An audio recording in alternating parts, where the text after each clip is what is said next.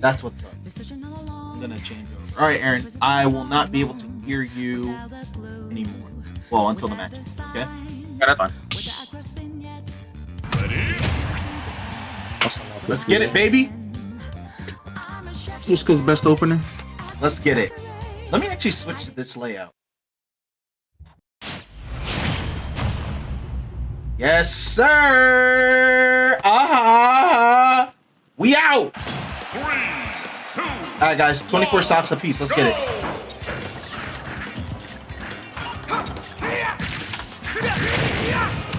Go ahead and edit that in real quick.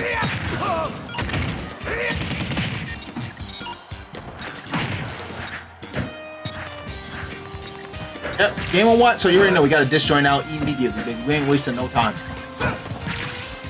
So, to Pichu's credit, I'll give him some credit. Pichu has actually committed fully to Game & Watch. He was kind of going through a character crisis for many, many months. Actually circled between Pikachu as well, but that just was not working out. So, this man actually decided to fully commit to this character, and he's been studying the character a lot. Very in denial about how broken the character is, or certain tools the character has, but that's besides the point. I will give him credit. I do think he's improved a bit. But the thing about Pichu's play with Game & Watch is, I want to say that it's very... not miscalculated, but it's very, like, it has a standard path to it, you know what I mean? There's nothing Pichu really does that surprises you. It's like a very bare bones Game & Watch. So when it comes time for him to be creative and actually go for like creative risks, he doesn't really do that. It's like he sticks straight to the formula, and that doesn't always work, especially as you get higher up in play.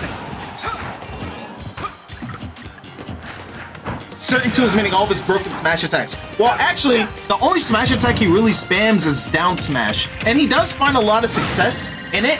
However, he needs to be a lot more trap heavy. Game & Watch has a lot of tools that force your opponents into frame trap situations that literally they can't escape. You know what I mean? Whether it be with his up B, whether it be with his grab too. And something that I find is that Pichu does not actually grab a lot.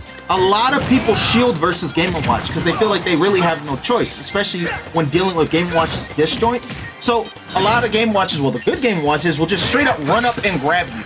And while he doesn't really have a kill throw, Game & Watch's up throw or forward throw are still good because they still pop the opponent in the air, which is the place that you don't want to be versus this character. But I feel like Pichu does not abuse that at all. And when he doesn't have a lead, his game plan literally just crumbles. Because again, he follows a very strict textbook when it comes to playing this character. And this is a character that you shouldn't be playing fair in the first place.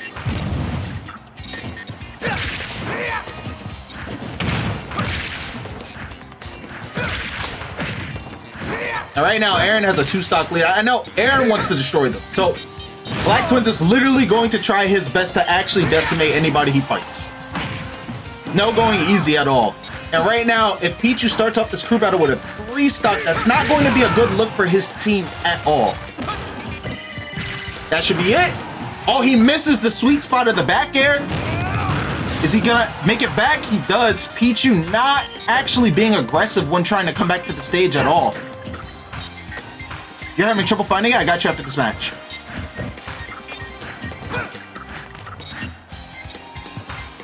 Alright, hard hit of the fair. Pichu's gonna go low for the recovery. Jumps up and keys down, and to be honest, that was very risky because if Blacktwinz reacted to that, he could have just went up and punished him when he implanted the key into the ground. Could have literally F-tilted him and that would have been the stop. Blacktwinz lands safely. Pichu goes to the left and tries to catch an up smash when Blacktwinz momentum was sending him to the right. So that doesn't really make sense to me. It's like Roy's literally going in this one direction, so why would you run to try to, you know, catch his landing in the opposite direction? And that's going to be a 3-stop going to Blacktwinz. So, my boy, what you have to do is connect the Discord and your Twitch. You have to synchronize them so you have access to all the channels and everything in the Discord, because that's probably why you can't see anything. But I'm gonna go ahead and see if I could do something real quick to offset that. Bro, if there's anyone in this crew battle that has not warmed up, do Alright, it the I can hear fuck you. now, bro. I can hear you. Wait, what did you just say? No, I'm saying if there's anyone that has not warmed up yet, do it the fuck now, bro. You think Pichu Pichu did not played look like he was warmed up. I did not like those bro, awakens in neutral. I told them that this crew battle, I told them, like, I gave a heads up of what we were doing. So I told them, hey, prepare. Prepare. So if they didn't do that, whoever didn't do it, it's really on them, to be honest. Let me see. Let me get this. Bam, there you go. Alright. You should be able to see them now. Get my man's in the call. So Meta's gonna be up next, but before we start that match, by the way, Roy has stupid strength. Holy shit. Holy shit. He is bonkers, bro. Yeah, Not in a good way. he's a pretty great character. Pretty great character. This is the game where they finally did him some justice. Oh man. It only took him like 2 games, man. Yep. Took him way too long. 3 games. 3 games. Yeah. Melee Smash 4 and his own fucking Fire Emblem game. I have a question, because I was talking over Pichu. Wait, don't start that match. Don't start. I was talking over Pichu's match, but I want to know what your thoughts were of that Pichu match while you were playing. I don't know. I think he just needed to be more aggressive when he needs to, because a lot of times Game & Watch wants to capitalize off of calling out my jumps and how I'm approaching. So if he knows that I'm going to be playing like very bait and punish or like poking, then he should use that to his advantage, because regardless, Roy is a character that is very close quarters combat. So even though my fair is really safe, if he up Bs, or if he doesn't feel like he's going to be fast enough to up B on reaction and just expects my next option, he could punish me very hard. Like, he punished me at the beginning and probably got like 30%, but hasn't really done much after that. A lot of times it's just been very small hits, and versus someone like Roy that can kill you hella early, like that's not one. And I felt like his conversion game off of punishes, or just finding punishes alone, is not very good. I feel like Pichu, while he has gotten better, it's such like a very marginal amount of improving, because he isn't really hyper focused on outputting as much damage off of simple punishes from Game & Watch. Game & Watch has a lot of pressure in a sense where you know that his up B out of shield will literally send you up high enough to get comboed and to get abused over and over and over, especially while you're trying to land. And I feel like, okay, Pichu's like, you touch my shield, I'm gonna up B no matter what, you know, hit or miss, or he always expects the up B to hit. And so sometimes I feel like he'll do up B out of shield, it won't hit you, and he'll still try to go for an up air thinking that you should be above him. And I just feel like he has to get more comfortable in knowing when a punish is gonna work and how much damage he should be getting off of a punish, and he doesn't connect. Yeah, I think the 2 main things he just needs to do is like openings, because I think being aggressive helps a lot with Game & Watch, but being conservative isn't bad either. But the thing with him is that when he's being conservative, it's like he's not really forcing me to like be too reckless, and he's usually putting himself in the corner, which is not good. Exactly. So I think if he can practice his aggression, getting off his openings, and even like trying to trap me, whether it be vertically or horizontally, then that would be like a good boost. Because a lot of time I didn't really feel like I was pressured in those situations. Even the last hit, it's like he's not really pressuring me to do something unsafe. He's just usually just letting me do my thing, and I have like all the space I needed to. Whereas him is just very limited, and he's obviously scared and doesn't know like what if I'm gonna like throw out a hitbox, because you know Roy's like to throw out a million shits versus fucking Casper the Ghost. So yeah. All right, you can play meta now. All right, I'll switch back over to the game audio so I can't hear Blacktwinz. Alrighty, let's get into the next match.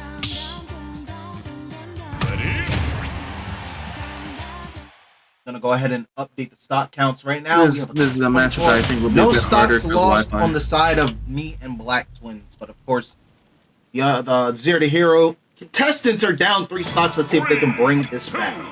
1, go! So I want to say that something that I've sniffed out from playing meta over the years, and actually something Uno had brought to my attention in the past, is that meta's good, but he jumps a lot. Granted, he plays Mega Man, right? So you would expect him to be very active and mobile even in the air. But to me, I feel like sometimes, even without pellets, he's just empty hopping. Short hopping, empty hopping, sometimes a full hop, and nothing's really happening. And so I used to bait those out and take that as the opportunity to actually go in and punish him. Right now, this match is relatively close though. Meta gets off the ledge with pellets and lands the fair. Blacktwinz is just trying to take his time, trying to find his way in. Remember, Roy is kind of a close quarter combat type of character, even with the sword. I feel like Meta is doing a very good job though at like keeping him at bay. Nice punish out of shield with the fair. Tries to go for the down air. Had he delayed that just a little bit, he could have caught Blacktwinz, but you know what? The attempt was appreciated.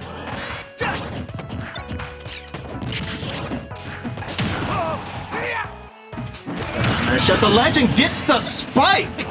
Oh shit! Alright, Meta takes the first stop. Very, very solid.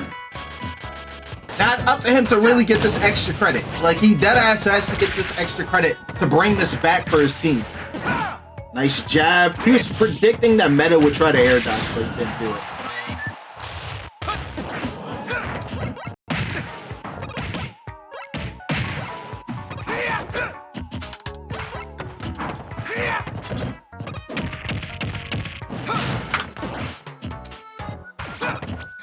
Throw.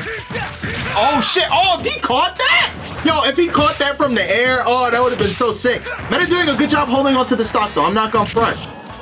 And I feel like he's not even being that evasive. He's just really taking his time. And as I say that, my man gets F tilted in the face, and there is no way he was surviving that even with Mega Man's weight.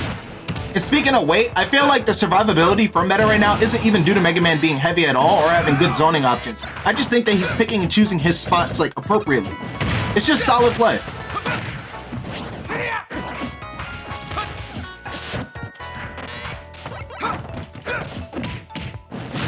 Gonna back throw Blacktwinz off the stage to, oh my god, that dare barely missed. Like, so barely. Oh shit.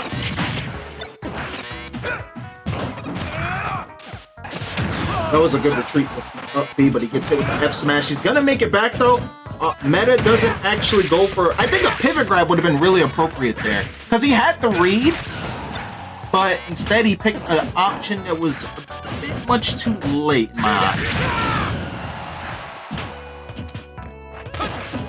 So I feel like right now the issue with Meta currently that I'm seeing is that while he is being patient and picking and choosing his spots nicely, he isn't being that much too proactive. And because of that, I actually see him just trying to rely a bit too much on going for punish opportunities rather than trying to create situations where he can actually take advantage of or punish Blacktwinz.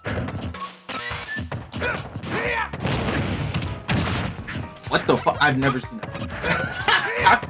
Yo, I've deadass never seen that before.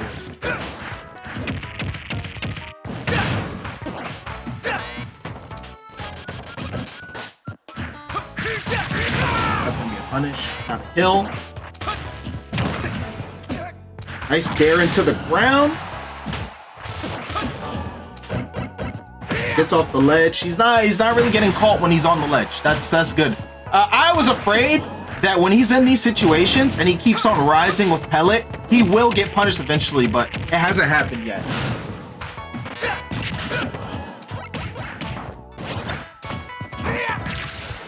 That's gonna be it. Nice setup from Blacktwinz. Meta still holding the lead. Blacktwinz at 57%. However, Meta's gonna have to play this really cautious on this last stock because, of course, Roy has no problem with kill power and the ability to combo, especially with Mega Man's weight. Blacktwinz can get a lot of damage off a single conversion. Nice metal blade into grab off the stage. Good prioritization of throwing Blacktwinz off of the stage too, by the way. Of course, it's obvious it's smash, right? But a lot of people don't realize that most of the time when you get a grab at the ledge, you want to throw them off. and just continuously ledge trap them for 3%. Some people actually opt to keep them on stage with throws, and I kind of argue against that most of the time, not all the time. That bear off the stage is gonna do it, and meta takes it. That was good. Alrighty. Let me actually switch back to Blacktwinz. Garrett. Good. I think he's a bit too conservative, which isn't really a bad thing. I think when I say like too conservative, I think when I'm in disadvantage, because I feel like when I'm on the plat, I expect like most Mega Mans to go for like a lot of pressured options, especially with like falling up air, just because that shit's really good in terms of a like mix-up option after.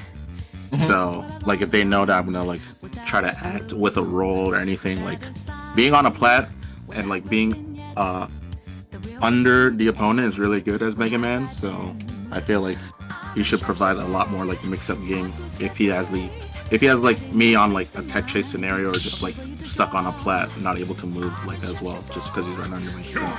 But apart from that, I think he did good. Nice. Okay, I'll go in. Alright. I'll go in. Let's do this shit. Alright, I'm going Donkey Kong.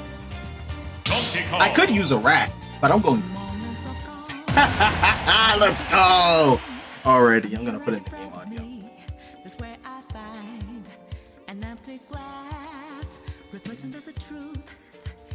You want me in the dog tier list? I'm not joining any call for the dog tier list if that's what you're asking.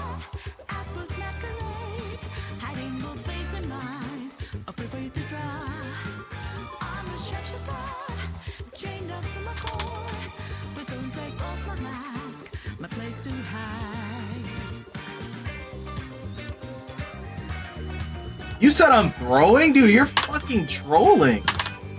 It maxes at 10 minutes, the timer. So that's the most I can do.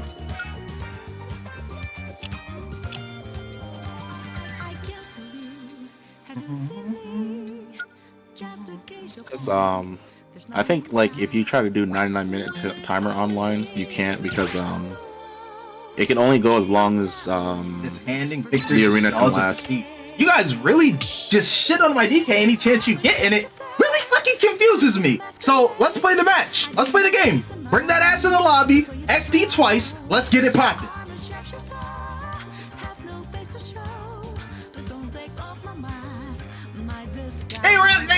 They just don't get it. They hate for fun. They hate on what they don't get. So I'ma show these niggas what's popping. All right, let's go. And make sure you don't hit me. Make sure you die twice. 3, 2, 1, go! Honestly, an amazing stage for a lot of characters. So I'm curious to see how Mega Man's able to Meta clean this mess up. All right. Despite this being one stock. All right. Getting it on.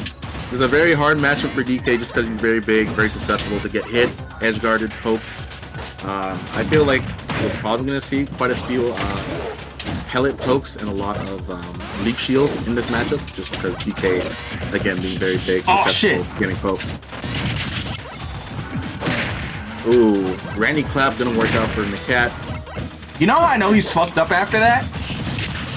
Okay, back in there. Oh, he did call it the jump, but not the right option to go for there. But nice use of the crash bomber, actually able to make himself get back on the stage. I don't give a fuck about leaf shield, bro. He's gonna have to be careful about the Chris I don't care. But if Mega Man can keep his distance, he could immediately bring this back to a piece. Okay. Get that shit out of here, boy! Y'all talk about my DK all the time, and you will never understand the magic behind this pink motherfucking monkey. Who's next? Talk about mashing. They can never understand, bro. They don't know what we go through with this character, baby. Let's go. What's up, Blacktwinz? That shit out of here, baby. I called the Chris Brown too. I was like, if he avoids that, he'll be fine. But I knew that. I knew. I even thought of myself as him. Like, okay, DK doesn't really have landing options, but he does have a charged punch. He has a charged punch, and it's charged up right now. So he's probably gonna land with that and smack me in the mouth. And yeah, that's what I think the only crucial thing that like made it a bit helpful for NAKAT there was when he was in that tech chase scenario on the left side. I don't remember what it is Meta went for, but he didn't go for an up air, which would have been really good with that platform extension. Because that could have been a lot of damage, and he would have had NAKAT in a trapping scenario there. Oh my god, dude. He couldn't focus because of my effed up hairline. It's funny how there's no camera on. That's how I know you're a hater. Who's next? You can't say that and there's no camera on. You just look dumb. And my hairline is voluptuous. Thank you. Next.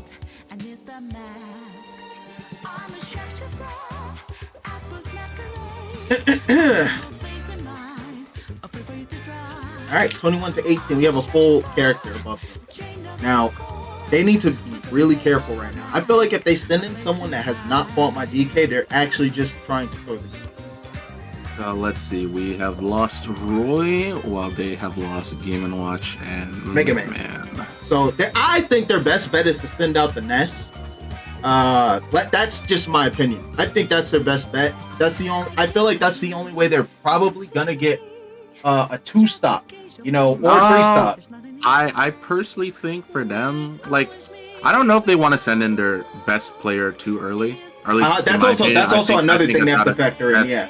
That's like skeptical. People would think like maybe someone else over on their team is better, but I think Atara's hands down the best player they so sent far it Zero. Give me in that list. I think that makes sense, mostly because Robin. No, it does make sense. I think he beat my DK the last 2 times we played, so I'm gonna actually take out your audio, Blacktwinz. I'm gonna go into That's fine. I actually forgot that this was a thing. Give me a second while I actually destroy this thing. Bring that ass in the ring. Thank you. Alright, yeah, this makes sense. 3 versus 3 though, so this is still gonna be no SDs warranted. But Zero's definitely gonna have to make sure that this DK does not land and he does not get any hits at all. 2, 1, go! Thunder. So starting on PS2, we've been getting a lot of the conservative stage lists, nothing too out of the ordinary like FB or like Yoshi's. And I feel like this is a good choice sending in Zero just because fight disjoint with disjoint and just DK at ledge or off stage is just so hard for him to deal with. So if Zero can trap NAKAT consistently here, this will be very hard. But NAKAT's doing a good job of just maintaining his lead here. But can he get the stock is the question. Seeing Zero get quite a few grabs here. Oh, was gonna get the conditioning with the arc fire, but unfortunately the platform in the way.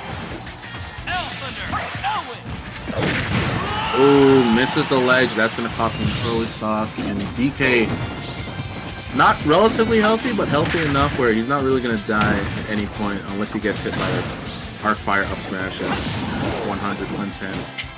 We've seen NAKAT jumping early just because he doesn't want to deal with the ledge shenanigans. Zero doing a good job of just covering high. First thing that comes first. And we see, again, Zero. He is flashing just because he does have the Floron on deck. So, DK not having the best recovery, so he does have to force that. Hey, what hit by the last hit. Oh, tries to go for an edge guard and eats the bed immediately for it. The Zeros do not want to have 2 characters down like this. NAKAT back in the arc fire. Falling up there not me enough, but he's gonna have to hit him now and trap him. Oh, tries to throw out the arc fire, arc thunder, gets interrupted, but landing forward air, bad DI by NAKAT.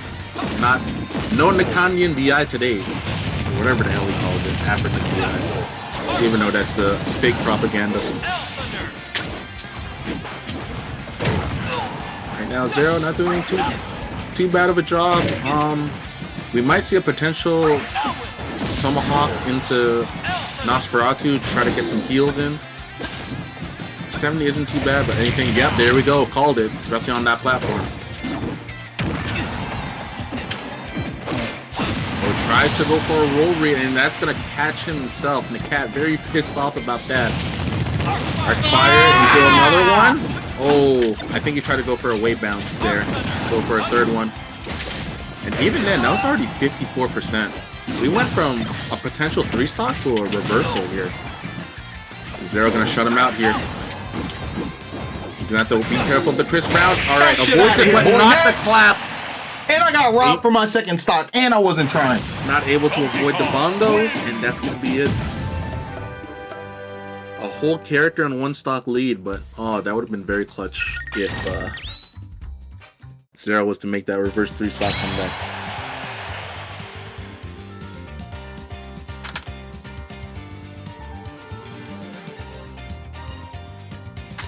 I think the main thing I wanted from Zero was just more trapping at ledge.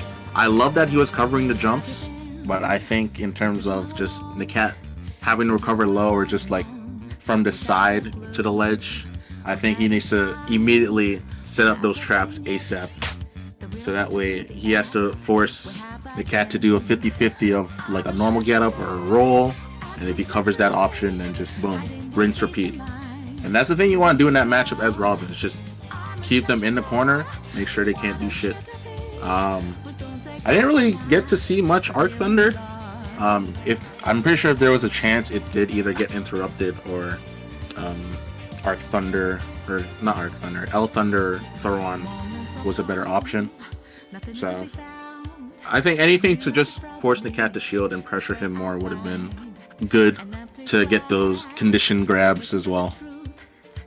Just because Arc Thunder being buffed in terms of guaranteeing a shield grab, and Arc Fire being buffed in terms of if it connects on hits, if it doesn't lead to a stop at kill percent, you're getting a lot of damage.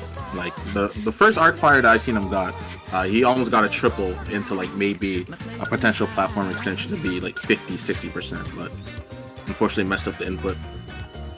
Even then, I still think that was a good play there. I didn't think it was bad. I think he had a very rough start. Something he had a rough start, but I think like him just playing more patient and just forcing you to approach was like the main deal for him. Stereo, for as long as I've known him, I feel like that usually is the narrative. He always has a rough start. For whatever reason, he can't play solid from the beginning of the match. Even if he is familiar with your style, his faulty at times, I feel like he basically just like takes time to rev up, and I don't think that's good, especially granted if you're playing a bracket. There is no time to rev up. Sure, you can do warm up and stuff before, but if you have to like jump immediately into a match, it's screwed. Another thing is, I think his ledge trapping with Arc Fire is this. I have not told him this. He signed up for Zero to Hero months ago. Yeah, and this is the one thing I wanted to see over time if they would change. I actually think it's terrible. Like, I'm not saying that to be a dick, of course, but honestly, I've been asking him this question, I think just 2 nights. Or 1 night, but I asked him twice. Hey, when your opponent rolls behind you, you Arc Fire at the ledge for the 18th time, what goes through your brain? And he couldn't give me the answer, which was pretty scary to me, because it seems like such an obvious thing. Well, there's multiple things you can do about that, right? But what that's telling you off the bat is, hey, every time I touch ledge, I buffer roll, get past you, and don't get punished. Why is that? You could have killed me so many different times. From all the time I've known you, you could have killed me, you could have grabbed me. You could have actually faked doing an Arc Fire, because I'm already conditioned to know that's what you're going to choose at the ledge. And when I buffer the roll on, you could actually already have a move charged up, ready to hit my ass and kill me. You could down beam. There's so many different things you could do. But instead, he does the same ultra repetitive Arc Fire, same distance too. It's never like a mix up in distance unless he whips it entirely by making Arc Fire like go off stage or high. And that is such a godlike punish tool, combo starter, and ledge pressure tool that you just do not abuse appropriately, and we're gonna fix that this Zero to Hero, I swear to God. Because I will not roll past you in one match 30 times and have you still do the same thing. It's not acceptable. So that's something that I'm going to definitely focus on. Your ledge trapping is so much better than ledge. It should be so scary to be on ledge versus, but it doesn't feel. Okie dokes. But hey, man, if you want to practice Genshin for 18 hours, you can do that too, bro. But once you miss that 30th arc fire and I roll on for the 30th time, I'm gonna be on that ass, boy. Alright, let's get it. Hey, Tay-Man, do me a favor. Can you leave the ring so I can go on the left side, please? That way I don't have to keep updating this thing and swapping the numbers. You know what I mean? Hopefully he can hear me. If he can't, kill himself. Thank you. Alright, I'm gonna kill myself twice, sadly. Best of luck, Tay-Man. Alright.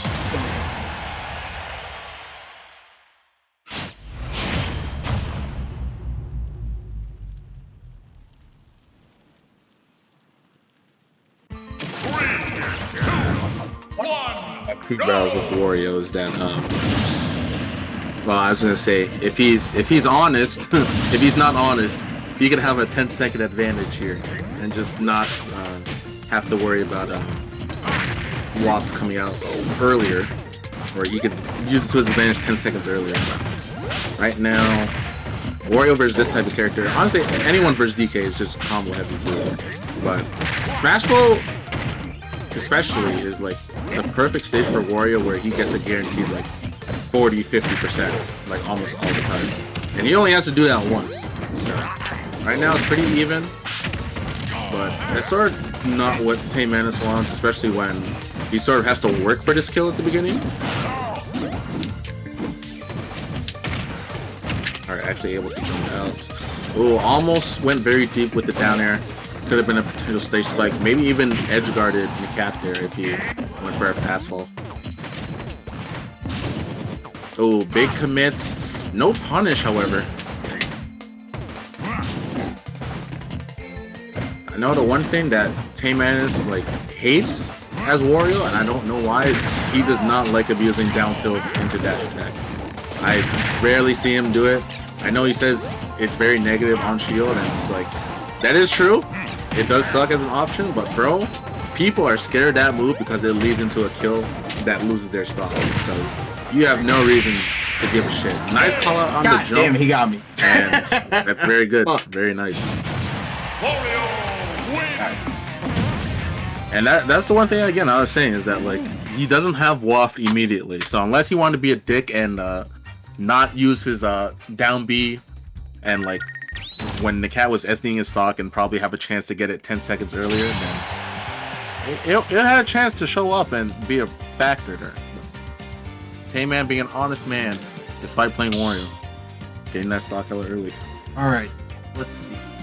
Alright, so DK is out. We have Pikachu. We have Pika ×2. Lucina. We have two Mario, Cloud, and Pikachu. I could go in again if you want. Let's see. Let me see what they have. They lost Robin, so they have Ness, Cloud, Lucina, Wolf, and Wario. Yeah. Is there any characters you'd want to save versus any of those five? Well, saving I guess Lucina. no four. I'm definitely saving Lucina. For I guess Ness. Yeah, Pichu. Okay. I don't want to use against Wario because you don't want to die early. It's very hit or miss, you know what I mean? And I could just go Pikachu. Okay. I don't mind going Cloud if you don't want to go in. I think we should save it. I don't mind. Yeah. Because in case you have to use your Lucina early or whatever, then I'm probably just going to save mine for, if not the Ditto, then Ness as well. Yes, sir. Alright, buddy. Let's get it. So Pikachu, Wario. This is going to be very hard for Tay-Man to deal with just because Pikachu with bullshit hitboxes, but he does have a little bit of low profiling that most Pikachus wouldn't be aware of unless you play that matchup often. I've seen it firsthand with a lot of Axion versus DM, and even Tweak versus Esam at Shine. So if they time it correctly, Warriors can up smash Pika and Pichu's Bear out of shield, because they do slouch a little bit. So if they are at kill percent, they're not aware of it. That's going to be a good low profiling option for them. The cat will also have to be careful with the intangibility off of up. Oh my Jesus! Okay, that's an early stock. This only 14%, and this is the bullshit of Pikachu that everyone hates so much. Just the pressure, the pancaking, and just the bullshit kills that Pika can rack out on stocks so fast. Yeah, I feel like Tayman really has to anticipate when and how NAKAT's gonna try to approach here and punish accordingly. Like throwing out, ooh, I'm not sure what that video was about, but throwing out preemptive hitboxes to deal with Pika's disjoint is very good in this type of matchup. So I think using up tilt, less so clap vertically, just because he has no. Yeah, he's done. Yeah, this is looking like a 3-stock here. And Town City, it's sort of unfortunate because he doesn't really have flats that will help him extend combos, so he sort of has to do everything just off the ground. And that's the thing, he's not really getting much hits, and this gives a lot of like space and mobility for NAKAT to just time when to go in or when to play defense. I also feel like trying to, not sure what that F smash was about. It's probably gonna be F tilt. But I feel like just throwing out like a space poke like forward air, even to try to like trade with Pikas is good enough.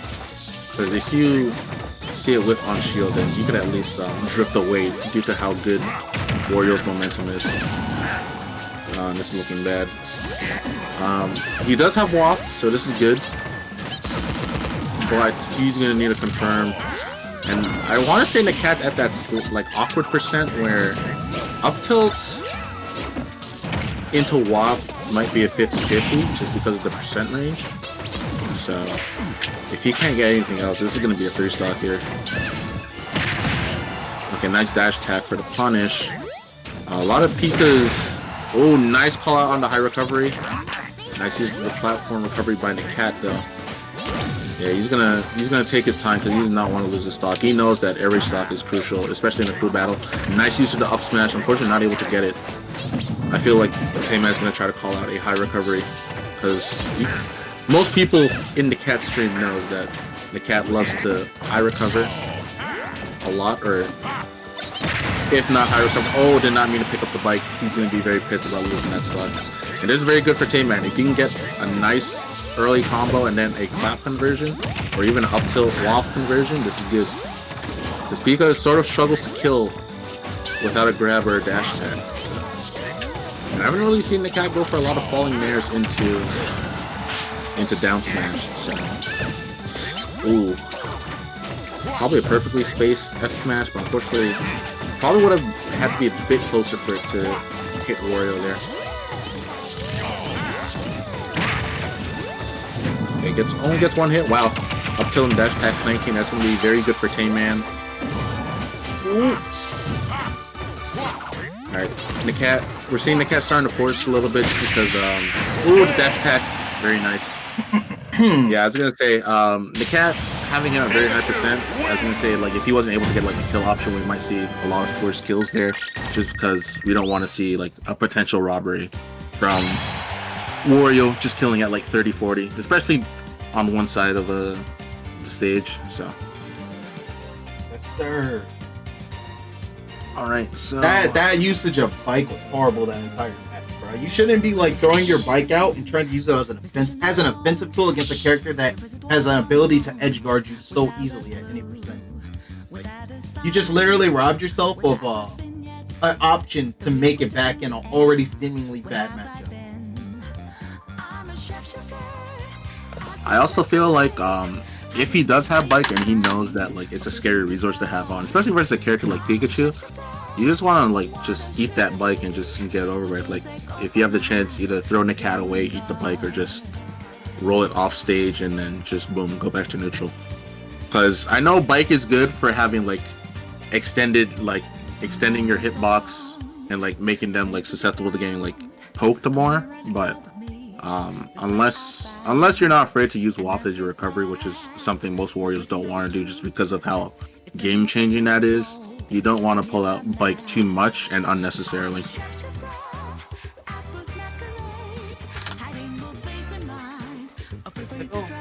Alright, so they have remaining Nest Cloud Wolf Lucina. Here, I still think they're gonna save the Ness. I mean, Ness would be. See, they have no choice but to save Ness because we have double Peach. So I think they could probably use Ness now if they don't like Pikachu. To be honest. Yeah, because Even though they I have think Cloud, Wolf, and Lucina. Their other best bet is to use Lucina, in my opinion. that's also true. I just think in terms of just dealing with Pikachu overall, I think Ness does a better job. Absolutely. But I think if you're trying to shit on the Pichus in general, especially if they're like say the last two in the crew battle, if that comes to a point, then Ness will do a much better job of just dealing with Pichu, or not even dealing, just shitting on Pichu than compared to Pika. I used to think pre-patch was one that because the meta's progressed. I feel like I absolutely hated that matchup. If I'm gonna be honest with you, I was not good at that. I didn't mind fighting Ness. Like you were the only person I was comfortable with because you don't abuse like Side Magnet, mostly because like it's. Well, I wasn't playing Ness anymore. Well, you dropped Ness and it was more just like I don't know. Like when I try to play Ness because I did main him at the beginning of the game as well with 3DS for Smash 4. Yeah. Like Side Magnet combos are actually like I wouldn't say fairly hard, but like you sort of have to have like the muscle memory to like know what works with what. Yeah. Well, that's what. But if you pull that Ness versus me in bracket, I'm gonna be pissed. I don't. I live. Yeah, so they're definitely delivering. They sent him. Yep, Lucina. I knew it. They're not sitting in Wolf or Cloud versus Pikachu. That's just makes not sense. Yeah. But of course, outside of Ness, Lucina is probably the best outside of Cloud, Wolf. Yeah. Wolf, honestly, I bet slept on. I'm gonna switch over to game audio. When Pika oppresses Wolf, it just hurts. Whereas at least with like Lucina, she has a disjoint that Pika actually has to respect, and when Lucina has like advantage going, like, Pika has such a hard time dealing with that. So Proster going in, not sure how he feels about Yoshi's. I think in terms of like platform extensions and all that, it's a good stage for Lucina. But in terms of just like the slants and whatnot, I feel like that could mess with potential like edge guard scenarios or like pressure. So I feel like that could be like a playmaker or like a play changer at some point in the game, especially when both these guys have at least 2 stocks. Right now things are not looking too good. Like I said, that slant, I think if he was sent straight up, that would have been fine, but because of the slant sending him off stage, and it just made him back into disadvantage right in there. Oh, yeah, the poking. And I feel like this is a matchup where you might want to try to up B a lot if you're not sure of what side Pika is going to be landing on with their aerials. Or even up smash out of shield is just like a slept on option as well. Especially if you know they're going to fast land with it. We see the attempt there. Oh, tries to go for potential lightning kill off the top, because that definitely would have been very close to the Cloud spiking, if not dying off the top. So that still would have been a good awareness by NAKAT to go for.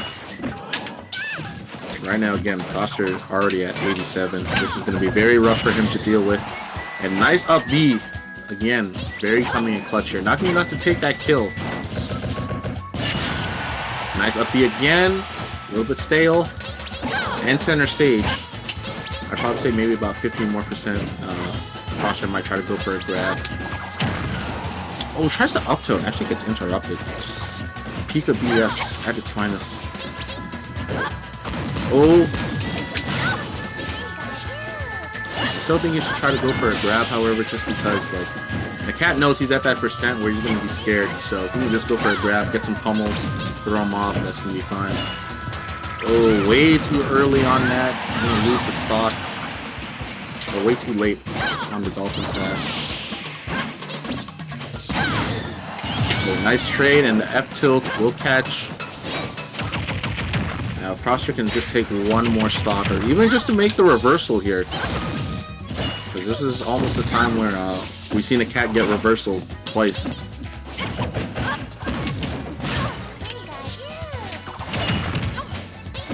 Okay, gets sent off stage, gonna get caught out of the up B. Yeah, he's definitely gonna have to directional air dodge, and this is gonna be rinse and repeat for NAKAT. And yeah, that's gonna be it. And that's the thing, directional air dodge is probably the best way to force himself to go closer to stage.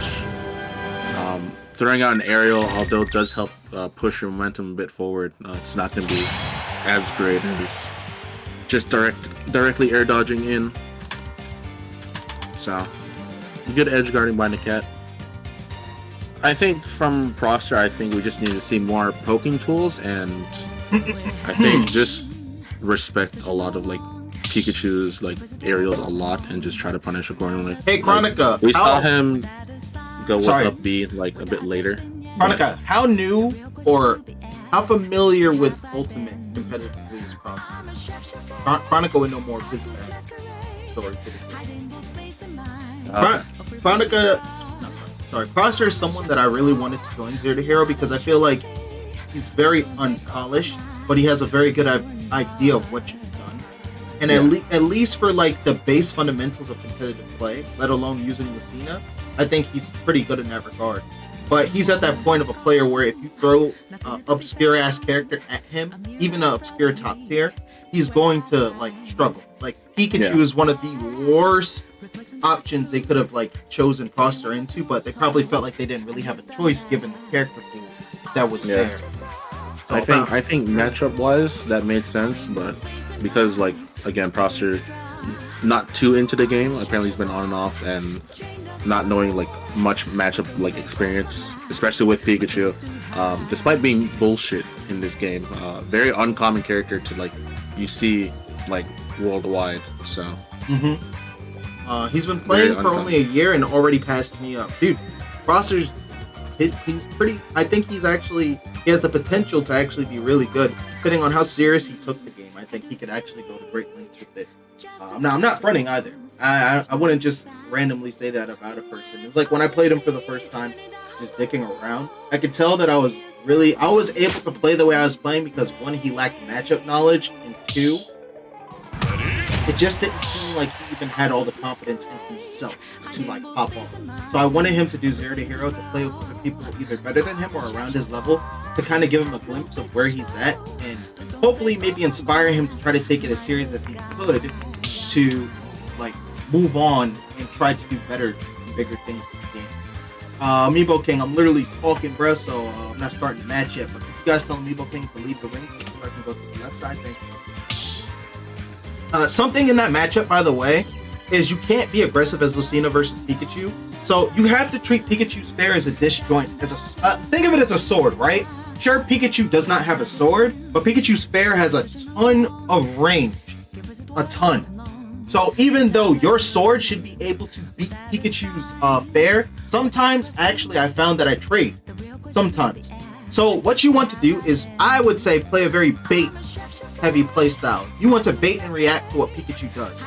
The hard thing about that is Pikachu is such a safe character that even if you do bait and react, there's a high chance that you won't be able to punish Pikachu that well because Pikachu is so fast and doesn't really have much lag on his aerials, so to speak. Like I can literally do like fair, and I won't have lag. It's really stupid. Same thing with fair.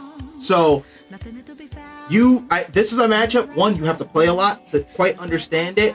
And off stage, Proster, please save your jump, your second one. Save it for as long as you possibly can, because this character is one of the safest edge guarders and best edge guarders in the game. Period. And if you use your jump early to try to make it back, you might have your up B, buddy. But if I just catch you with that second jump gone, I am going to kill you. I don't care if you air dodge back to the stage. As long as I don't suck and I don't mess up, I'm gonna kill you. And I think that's the scary part of this matchup, because a lot of the times with Martina, Dolphin Slash is such a good move to make it back to the stage. A lot of players that use them don't feel threatened when they're off stage, because they know a lot of characters can't contest that move once it's in motion. Pikachu doesn't give a shit about that. Matter of fact, I might not even need to use my body to kill you. I could throw out a T-Jump and make you react to that, because T-Jump hits you and knocks you back, then it's harder for you to get back to the stage and more time for me to actually set up my edge guard to kill you.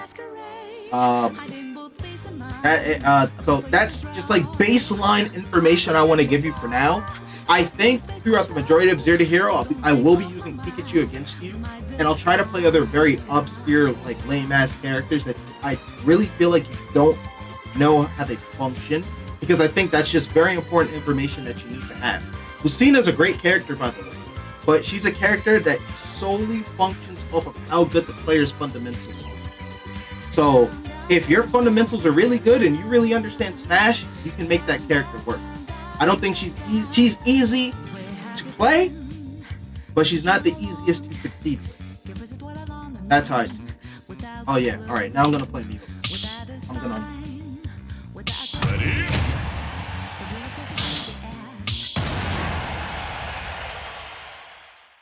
Get the SD.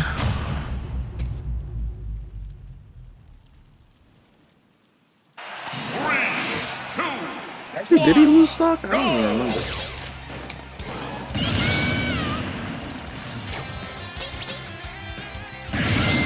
Yeah, he's on last stock.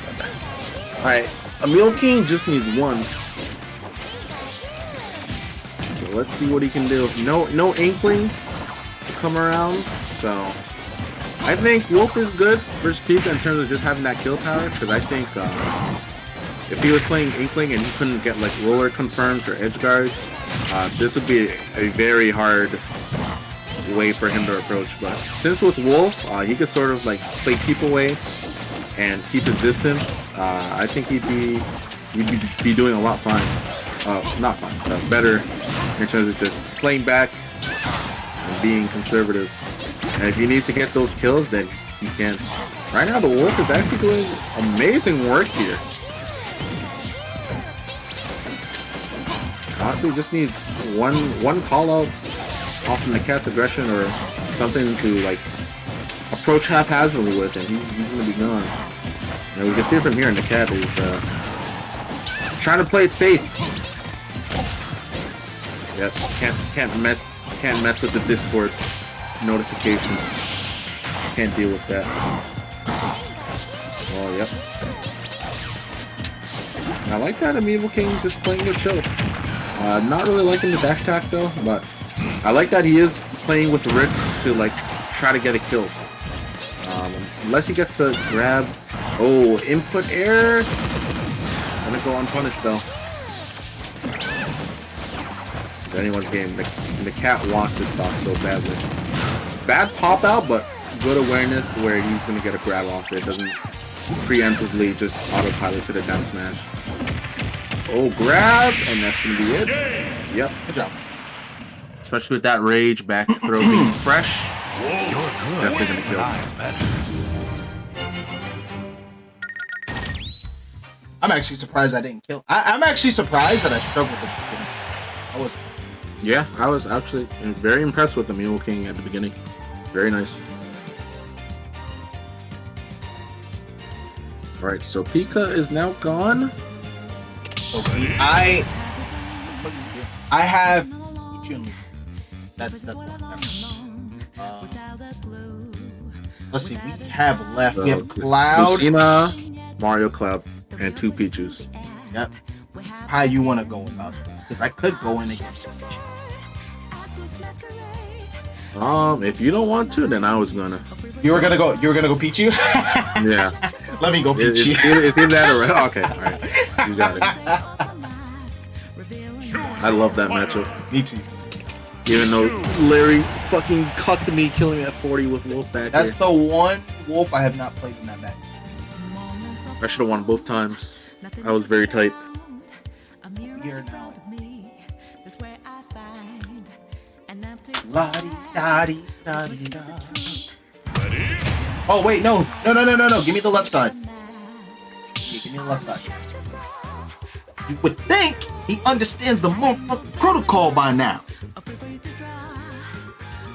But I guess he doesn't. Give me 1 second, I got you. Hey, someone that's in the Discord with him, you'll tell him I need the left. Alright.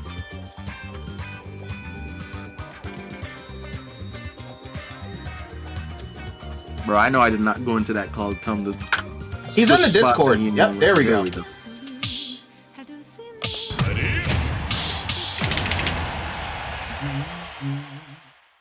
Get it. Alright, Pichu Wolf. I think this one a bit more scarier for Wolf just because Pichu actually has the kill power to deal with Wolf. And I personally think Ken probably has more of a chance of getting edge guarded by Pichu than Pikachu. I guess depending on the situation. I think Kalos a bit more annoying if this was Pikachu. With Pichu, this isn't as bad just because he can't really use Thunder Jolts on the walls too well compared to Pikachu, but it's basically the same aspect. Right now we see the cat with a huge difference from the Pika versus, oh, no tech, that's going to be gone. Especially on Wi-Fi, you're done. Yeah, this is, again, this matchup, despite Pika and Pichu being rats, a very difference in matchups as characters, just because Pichu actually has the speed to just give Wolf a hard time, whereas Pika is just a little bit slower, a bit more chunkier. The combo's probably arguably better, but in terms of just like off-stage game and like everything else, I think Pichu can do it slightly better outright, whereas Pikachu is just more slow and methodical. So just like so, I've probably talked for like 10 seconds and Meal King's already at, oops, 92.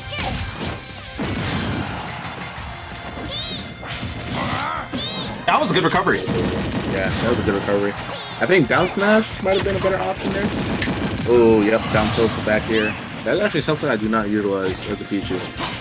I don't know why. It's like if I see a bad landing, I'll that just call either me. Fuck, that call me. No. Yeah, that was an amazing catch with that back here.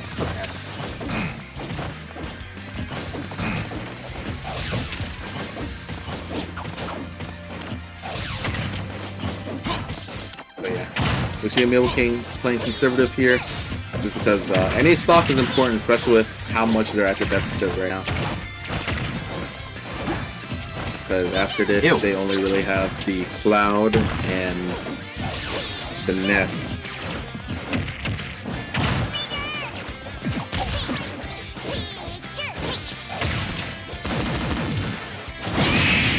Oh, he's got the flat. Oh no, he's gone. Yeah, he's dead. He has no jump. I thought that platform was gonna save him, but he definitely got caught, and he is gone. Very nice fuck. And he was doing a good job of just making sure that he stayed at high percent. He was. I thought that was like disgusting, like early percent for NAKAT, but he was actually at high percent where he could have died to like something risky. Yes. But yeah, he died like fucking 50. That was tragic. I feel bad, dog. Yo, he actually got robbed. Oh my god. Yo, he spot dodged. I wonder what he was gonna do next. I'll smash don't even kill like that. Oh man, sometimes I feel like people keep smacking the controller, yo. So, yo, people be like, fuck, yo, get fucking work, man. Oh man. GG, man. Ah, nah, fuck you, dude. Let's get it. This makes sense. Yes, makes a ton of sense. Put it in the nest. Let's go.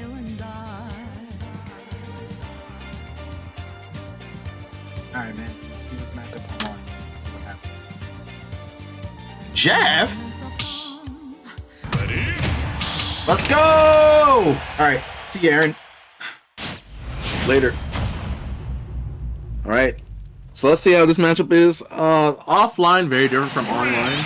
And I feel like this is going to be a bit harder for NAKAT to deal with because Ness very good online. And he's able to stuff you out, keep you like at bay a lot of the time, and if you're not aware of what Ness can do, then you will get caught by a lot of this cheese very early. Right now, amazing start here. May even potentially take the stock. Okay. Ooh. Oh god, he might die here. Oh, okay.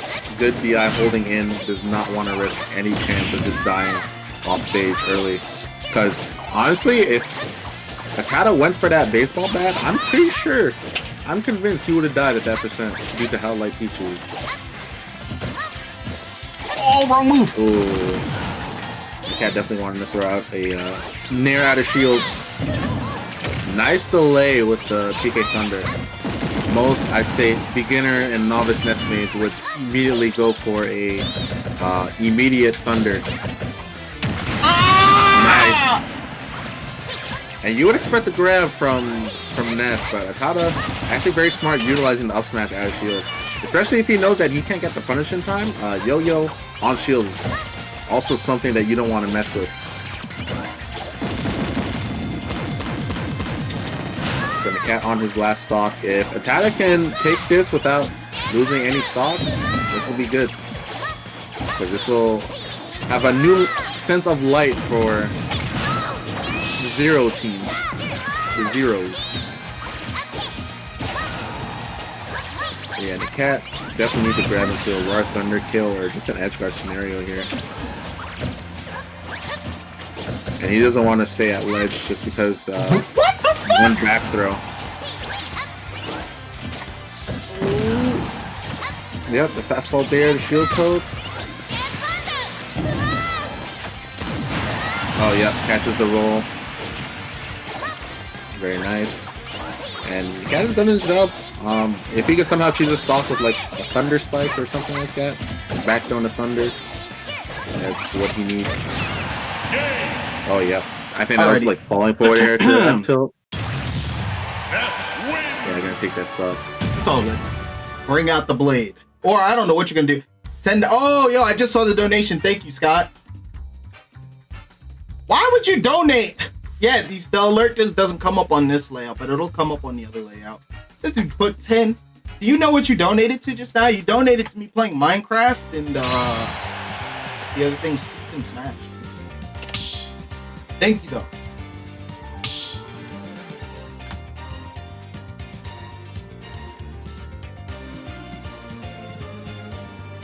All right.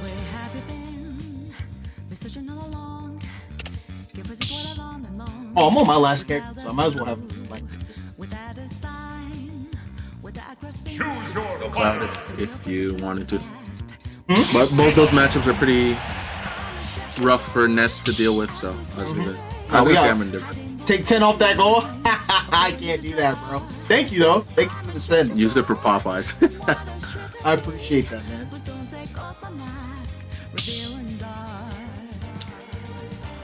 Popeyes boys, dog.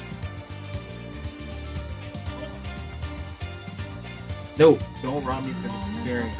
So I like his low recovery. Oh, actually, no. I'll wait. Yeah, we can wait because he's the last person, right? No, he's not. He's the second.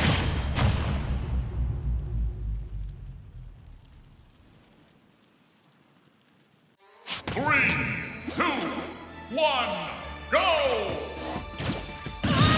Alright, here we go. He has to drop the stock. And we're getting right into it. We have 12 stocks as a collective versus their 5. And as you guys know, traditionally, Ness has struggled against sword characters, of course, because Ness does not have vicious, period. He has very large hitboxes, but when it comes to a sword being swung at him in his little frame, it's not that easy for him to deal with. But the crazy part about this is, though, in this game, Ness's overall kit has gotten so much better that he actually is able to pressure at least sword characters a lot more now than ever and actually put up a fight. Accompanied with the air dodge to the ledge to make it back, Ness's recovery has also been buffed against disjoints as well, because remember in Smash 4, it's very easy to get. Now the scary part about this matchup is the fact that Cloud's recovery is trash, so even with the disjoint, Atada can have a field day if he manages to get Blacktwinz off the stage. That was a good shield by Blacktwinz, but Atada already has taken the first stock off that PK Fire Gimp that you saw before. But of course, this is a crew battle, so Aaron actually still does have the advantage in this situation.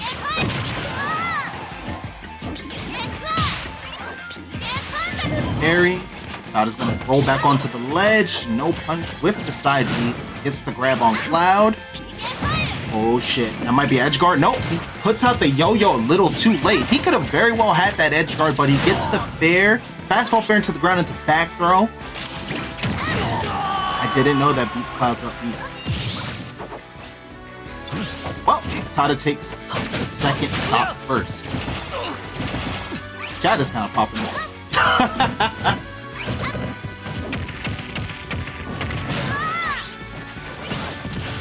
Stage, he's gonna air dodge. Nope. It seems like Atada does not depend on air dodge to make it back to the ledge. He's more comfortable actually using up B. And he does that slight delay at the bottom where he doesn't actually connect it immediately. So that way it throws off your timing on when to try to two-frame him or punish him. It's not going to do the stock. Turn to the ground though. Good parry. Back. Yes, sir. Limit online again. Neutral B to clear the ledge and the up B to connect. Nice limit cross slash. Not going to be enough to kill Atada. Atada's trying to return back to the stage. Has the jump. Saves it for the last minute. Up B into the stage to make it back. And all we need is this one stop from Cloud. Ledge, but gets knocked off by the Nair. Saves the jump to make it back. Atada looking for the roll-on read to up smash it, but misses. I think that'll kill him. Yep. African DI. Yo, you guys are OD.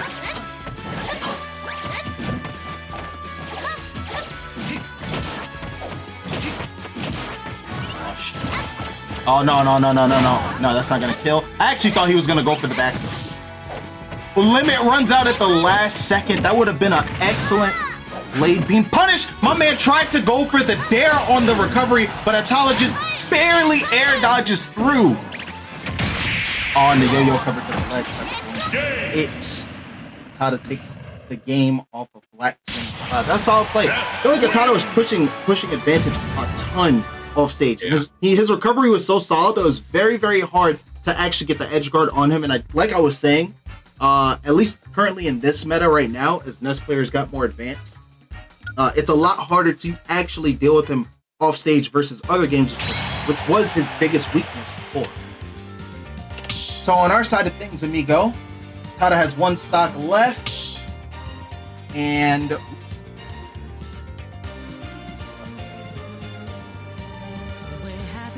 Atada has one stock left. What are our characters? We have Pichu, Mario, and Lucina. Pichu, Mario, Lucina. Oh, that's it? Yeah. Okay. Yeah. Oh, what am I doing? I already have Lucina selected. Choose your fighter.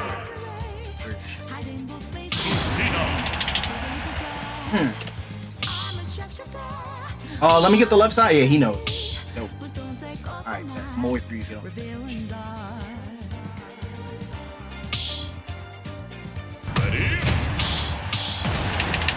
I like how Elite Smash players call Ness brain dead, meanwhile they're playing Fullmac or something. Alright, here we go. 3, 2, 1, go!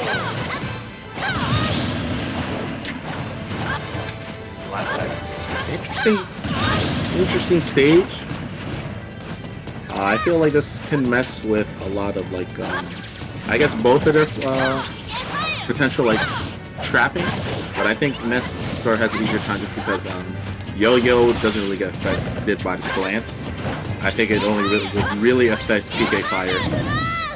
Ooh, tries to go for a broken shield. And I'm honestly surprised that hasn't broken yet.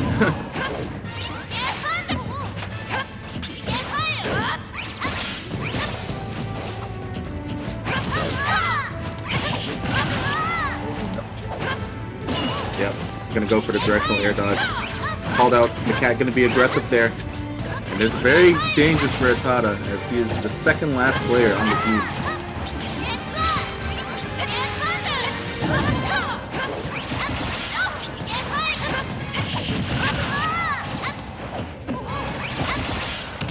NAKAT using a very good use of the Dancing Blade, and ooh, probably, oh!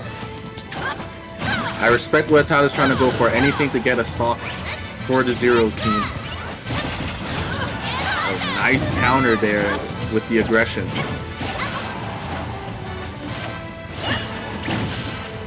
Oh, yep. Tries to call normal get up or a jump. Nice pressure by NAKAT. Atada with the very great patience here. Ooh, that got me! And the trade with the yo-yo. Excellent use of that yo-yo from Atada. Nice. But he is at death's door, so let's see how long he's able to survive here. hopefully potentially take another stock. Nice opening here.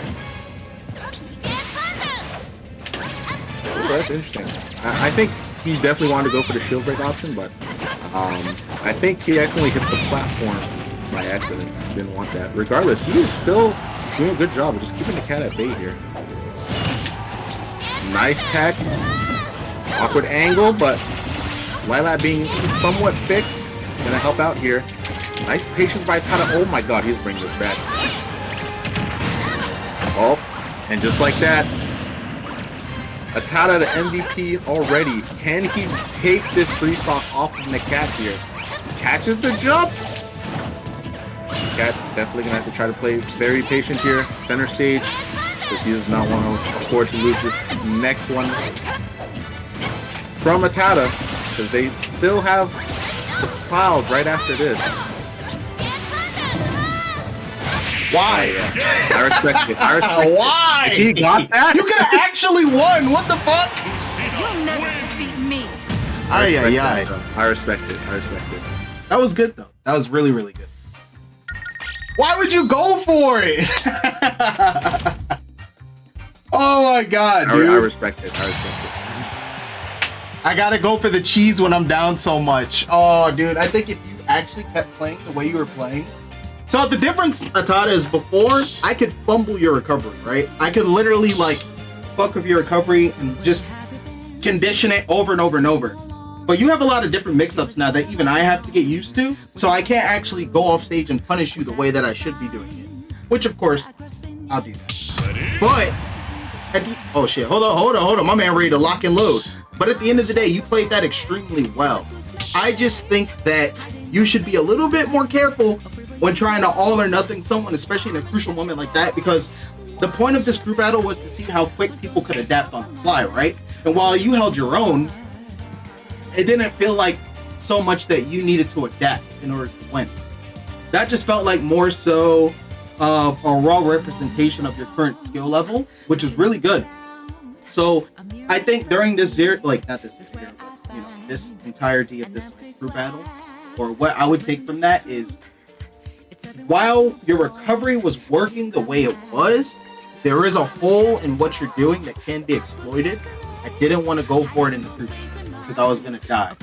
So what I will say is though, even though you're going for the delayed up B, you want to be a little careful with that, because I know that you saw the first 2 times I tried to go off and like challenge that, you had your air dodge ready.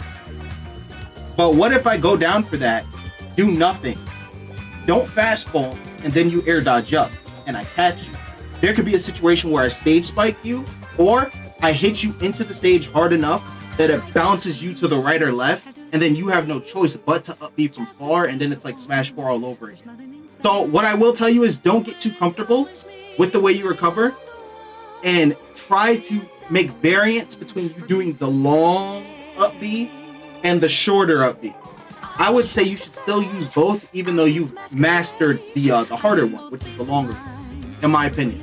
I think PK Flash is also good for covering the ledge too, but I feel like once people get used to it and expect it, they'll shield it, move away from it, and then go back to where they were. And it just seems like a delay rather than something that actually like matters, to be honest. I get that, to be honest. I play against a lot of people who don't punish that, but I see what you mean. Yeah, exactly. So it's like against people worse than you, you're gonna get away with it all the time. But from that one match that we played alone, I was already trying to experiment and go off stage and try to disrupt that, because I do see the hole in being able to do that. And it's not just a Lucina thing. I think a lot of characters, especially characters with lingering hitboxes, can take advantage of that. Yeah, no problem, bro. So I think that that's something that you definitely have to take into consideration, especially as you climb up and go higher and higher and playing people at higher levels. Let me think, what else? Most of the time when you were on ledge, you didn't try to jump, drop ledge, jump back on, and bear onto the stage. You mostly, in my opinion, chose proper ledge habit. You were rolling onto the stage, which is why I was getting ready for that. Try to be careful. I know Ness, even though he has more options now, still doesn't have the easiest time getting off ledge. But rolling on, especially like when you're at that mid-ish percentage, I think it's kind of risky, because if I get one hard read and I hit you far enough, then that just opens up my ability to actually go off stage and pressure you if you're far horizontally, you know what I mean? Because say you do that roll on, I'm not gonna F smash you at 12% or 23% because you're not gonna go anywhere. I'm gonna focus more on grabbing you as you get back onto the stage. But when you're around that 50-ish, I can even argue 40, depending on who I am. If I do hit you horizontally far enough, I'm gonna look for a horizontal edge guard. Or just to go off stage and pressure you and make you upbeat early. Because that's what I want to do. I still want to disrupt Ness's recovery the best I can, because that's the difference between killing him early as hell or just killing him in general. And that should still be a fear that you have in the back of your head. Yeah, it's like risk reward, right? Whenever you're playing a match, you take into account the character you're fighting. If you are on that level, the style of player that you're playing, that's like piloting the character, but you take into the character that you're fighting, the stage, and what they can like do to Ness in general. Ness's weaknesses. Lucina has a disjoint, so I outrange you. When you're off stage, I can abuse the shit out of your recovery, and when you're above me, I can juggle you. You know what I mean? Sure, you make up for that in raw damage, you make up for that in combo ability, and you have a lot of kill options, which is great. It's not something Ness had before. But all of those things still lose to Lucina's sword. So it's up to you, which you already have a great punish game. A very good punish game. Because if you noticed, I was winning. The first stock, I was winning. And then you brought it to even. Killed me. Second stock, all I had to do was really kill you. I couldn't find the kill option. However, you were still able to take my second stock first, which is really good. Your punish game, especially for miss attempts on my end, was severe. I'm not going to sit here and say, oh, Ness online, because whatever. This is Wi-Fi. This is what we have. It is what it is, right? But even online, I still feel like if I play proper enough, I shouldn't lose that matchup. But your punish game was so good, even for online, that it made trying to be very proactive on you risky. So next time we play, I want to take a more conservative approach instead of just trying to run in on Ness, because obviously that's not going to work. How you respond to that is going to be very important. It might not work out, it might work out.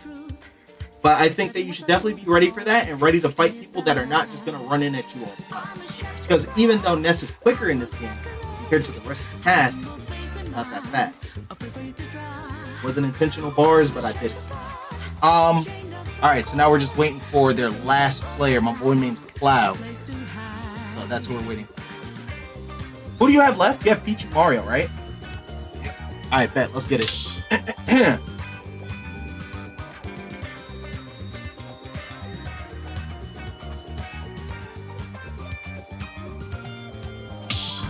Alright, I'm gonna try to take one.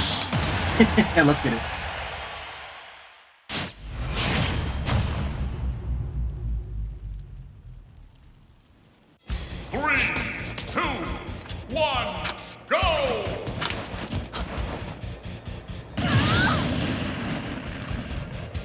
Last player, Grimgard. It's probably Grimgard, and I just messed it up.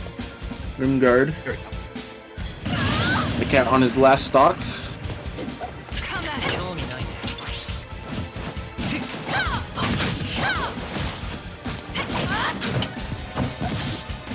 See the Cloud. This is a matchup where a lot of cross slash and Dancing Blade is utilized very well for both sides, especially on Wi-Fi. I would say just because it's very hard to react to, very in your face, and probably their only tool in their moveset that they can approach with groundedly, apart from like, of course, Lucina's Nair, of course.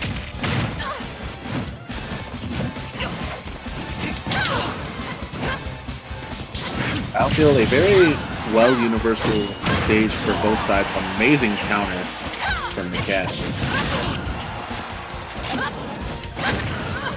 Able to like just cover a lot of options well, especially when they're right under. This being very close. Okay, first Iceman F smash of the day. Who's gonna actually come in clutch at that high percent? Not to get punished. And oh, nice time with. All right, Aaron, it's up to you. That little freeze fucked me up. I threw out an F smash. Ah, okay. Good job.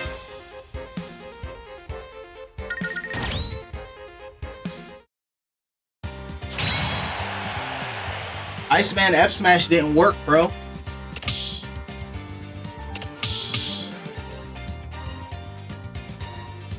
Iceman F smash did not work. Why don't you try edge guard using Dolphin Slash? It's situational. It's all dependent. 3 stock? No, that wasn't a 3 stock. It's a crew battle, Ricardo. Take some notes. You learn more in 5 minutes than E-Serpent. Oh, shit. Alright. I'm gonna commentate this match. Oh, he started off Pichu off the bat. I thought he was gonna go Mario. Let's get it. 3, 2, 1. The amount of talent in this group, the amount of talent in this wave in general.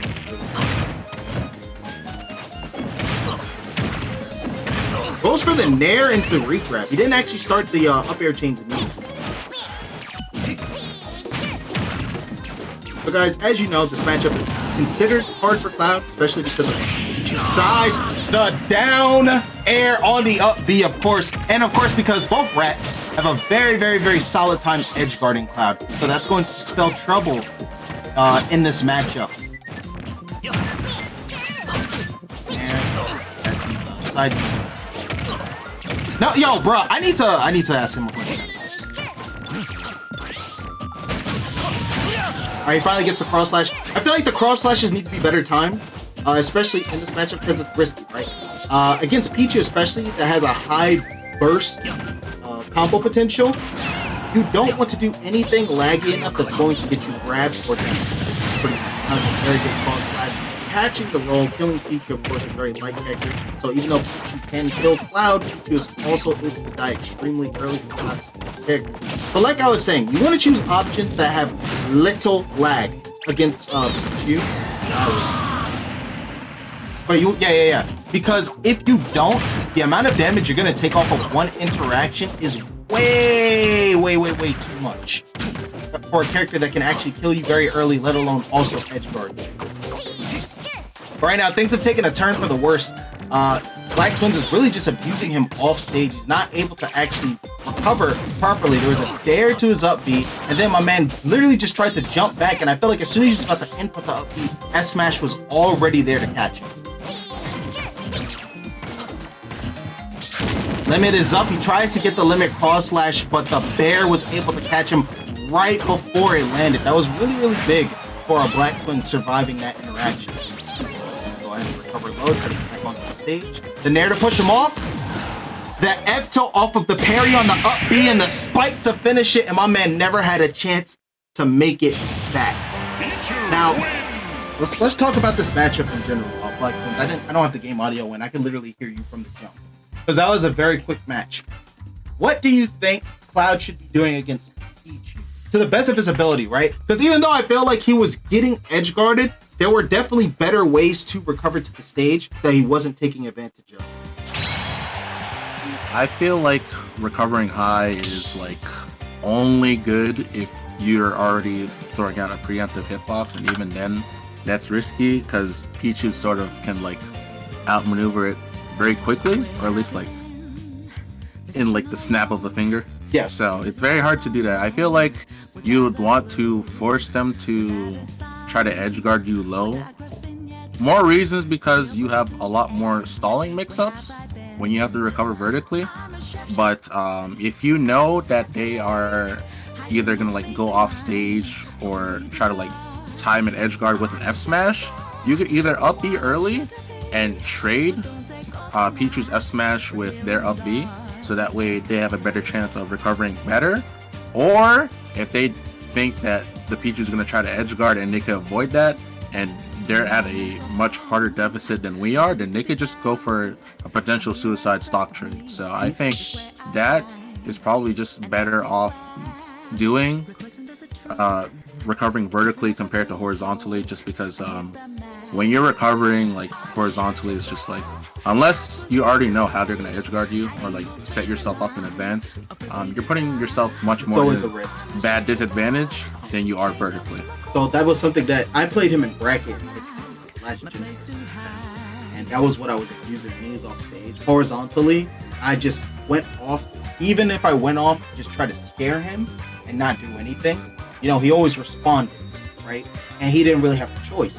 Whereas if you're already higher or you can DI high up, you have a better time making it back because Cloud's up B, is very dangerous coming down. A lot of things don't trade with it, you know what I mean? And so I think that that's a much better bet, recovering vertically, as Blacktwinz said.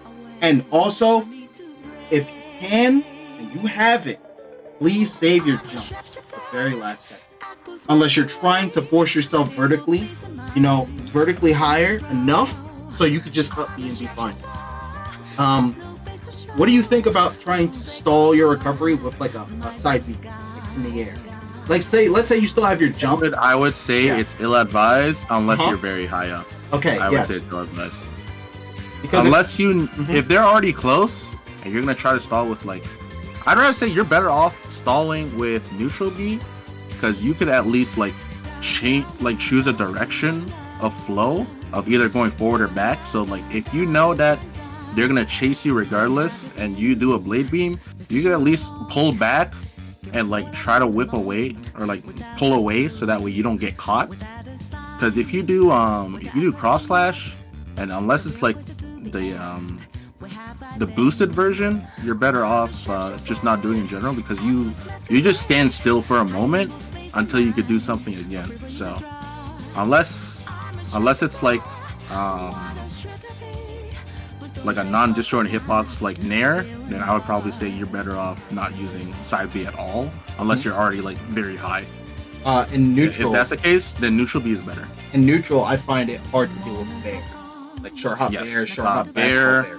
Of course, it's obviously harder on Wi-Fi, but if Clouds are really good at just throwing out Bears versus Pichu, then that's honestly the main thing they just have to worry about. And then after that, it's just limit, because the main things Pichu just has to be careful of is limits on our shield, because if we don't know how to deal with it, especially because our rolls are bad as well, if they try to go for Bear fair cross slash, even if we try to roll out of it, we'll still get caught. So that's another thing we'd have to be careful about. So unless you're good at spot dodging the cross slash accordingly, I would probably say it has an 80% chance of just breaking our shield ASAP. Something that I also want to point out, even this goes to all of you guys, by the way. If you're fighting a Pichu, you need to understand that while you might be afraid because of the edge guarding, combo potential, damage, setups, you need to understand that Pichu players are also just afraid of straight up dying early. Because even though we have all of that, if you guys play characters that can kill, just know that you can kill us times 2. So you're playing Cloud, and edge guarding you is sweet, and getting those early stops is sweet. But if you play boring and safe enough, to the point where it's even hard to put you in those situations, 9 times out of 10, there's a good chance that you might actually end up taking the stop forwards. Because remember, almost everything we do damages us over time. So we're literally losing over time if a stock is drawn out too long. But by applying, you can't. Run. Play evasive. Play bait heavy. Not try to straight up fight Pichu. I'd argue if you have a disjoint like Cloud, bear like a lame-o and just let Pichu suffer trying to get in. Because that is a move that we can't actually approach. If you space it correctly, we have to respect it. We don't have a choice.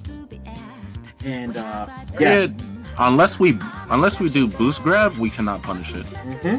We cannot punish it. Keep that in mind when you're playing. Because something that I think, especially Cloud players, when they go up against a rat, they're already scared. They know what's coming. It's like you're defeating yourself before the match starts. He's small. Oh, he does mad damage. Oh, he's got a combo. Oh, I'm gonna get edge guard. Of course, the most famous one, right? You have to keep in mind that while we do have all that, and that is stuff to fear, we're light as shit. Just remember that. Remember that. And we hurt ourselves. Can't run. I promise you will see a difference. Because I feel like every time you fought me, and now in Zero to Hero here, I just feel like you're always trying to actually straight up fight that character. And I just think that's ill-advised, especially as Cloud, even with the range difference. I don't think that you'll benefit off of that as much as you could by playing the matchup a different way. Because all matchups are not created equal. You know what I mean? That's just the fact of the matter in anything you do competitively. and you need to play certain ways against certain characters, and that's just the way it is. Even if you don't like doing it, bracket doesn't care about what you like or dislike. Bracket is about doing what you have to do to move on. That's my advice. I don't know if Blacktwinz knows about this cloud. In terms of like the neutral, like just throwing out hitboxes, not of like where I currently am, but what you're trying to isolate. So like if you're making sure that I'm trying to like get a grab or just like a disjointed aerial, like place where you're expecting me to be and not where I'm currently am, because that's honestly what makes or breaks the Pichu matchup for a lot of characters. Is that if you could shut out me trying to approach, it's like I don't have shit as Pichu that can beat a lot of ranged aerials. Like Cloud, you can just throw out a fair, a bear, if I'm trying to also throw out an aerial, and I just lose. So if you space yourself correctly, there's not much that I can do. I can only really parry and like try to go for a grab punish or a punish that I know that I can get with what I have available. Or I have to respect the option you just presented at me, and I have to try to punish the next thing you do. So as Cloud, don't be afraid of this is just a general matchup advice versus Pichus in general. Just don't be afraid to just play defensive, aka play like a bitch, and throw out those hitboxes, but make sure it's all like safe. And for Cloud in general, for Caius, always try to like practice your space bears on like a small Pichu, especially if they're gonna be grounded most of the time. And if you don't have the time to like throw out an aerial, don't jump then. I would probably say it's better off being grounded. You're better off calling out my approaches with cross slash and down tilt. Just because down tilt's really good, because if you're at the right distance and I'm not prepared for it, it's either a 50-50 between crossing up or you just stay in front of me, and knowing that distance is actually very deadly in the matchup. So that's the best I could say. Overall, I'm very impressed with the amount of talent on this page, especially being the last one. Thank God. It's very exciting to work with like this amount of good players. So what I'm going to do now is you can actually help me. We're gonna break you guys into two teams. What this means is the other team, if they're not on your team, don't play them for the rest of the week. Because at the end, we're gonna do a crew battle again. But me and him are not playing it. It's gonna be you against the other squad of players that are in this wave. Whichever squad wins that crew battle, those will be the players that start on the winner side of the 0 to Hero bracket. So this is your chance. And remember, the 0 to Hero bracket has a $200 prize. Everybody qualifies. It's just whoever loses